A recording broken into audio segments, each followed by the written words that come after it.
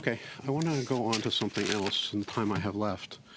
The so-called Canadian Mortgage Charter.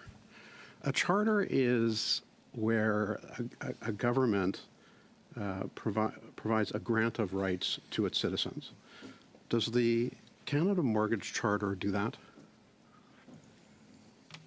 The Mortgage Charter explains... Does it provide rights to individuals? It does not provide rights. It explains what people are allowed to do. So why is it called a charter? For example, communication purpose. Okay, I don't think that there's a legal... The minister just said in her comments, because I was taking careful notes, she said she called these rights. If you go back and you look at what she said, you were sitting right next to her, she said they were rights. So I'm asking you, is it true that the Canadian Mortgage Charter provides Canadians with rights, or was the minister incorrect? I think that Canadians have the right, I would have used in the common parlance, to ask of certain things from their financial institution. Okay, let me be more specific. Do they have a legal right? I believe I've already answered that question. They've got a right under the guidelines of FCAC. Oh, well, that's good to know. So the Canadian Mortgage Charter grants Canadian citizens rights, correct? Is that your testimony? No, I'm not sure. Have I said that? I apologize if I've said it's I'm not clear on what you're granted. saying. My question's pretty clear, though.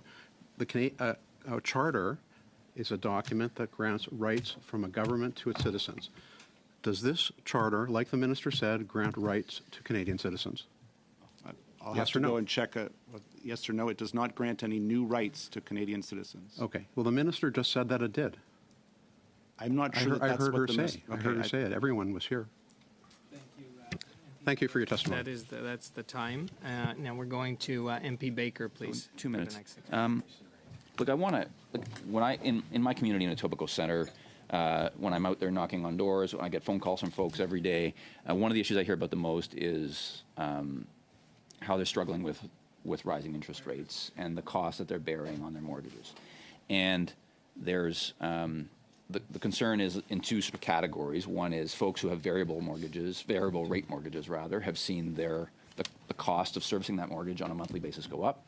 But even folks who had fixed mortgages who are renewing or have renewed have had now to renew at a much higher rate.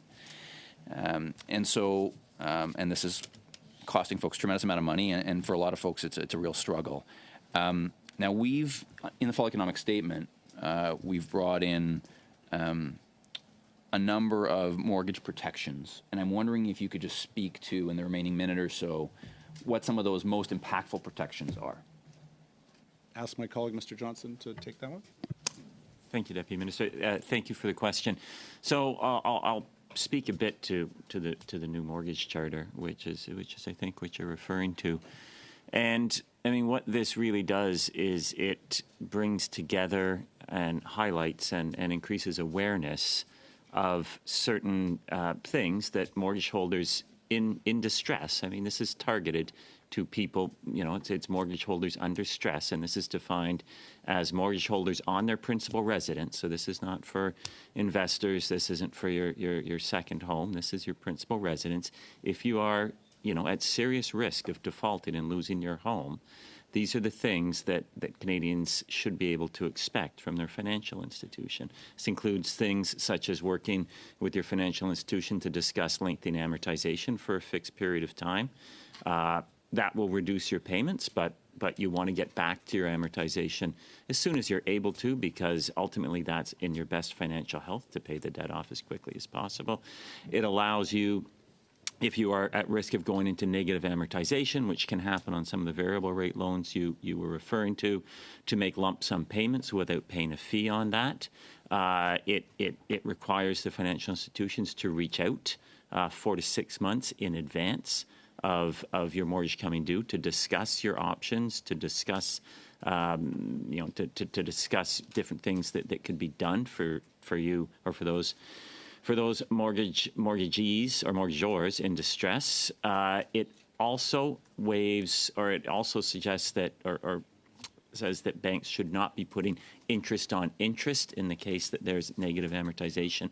And finally, looks to banks to waive, and financial institutions in general, they should be clear, to waive fees waive fees or penalties on some of these actions that are taken to help alleviate and get the homeowner through this period of stress. Thank you, and thank you.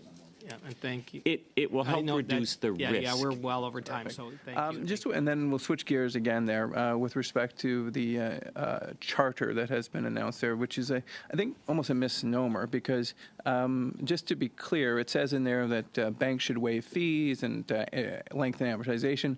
But if I go into the RBC tomorrow and I say, hey, I've got this charter, I need my amortization extended, what do you think their response is going to be to me?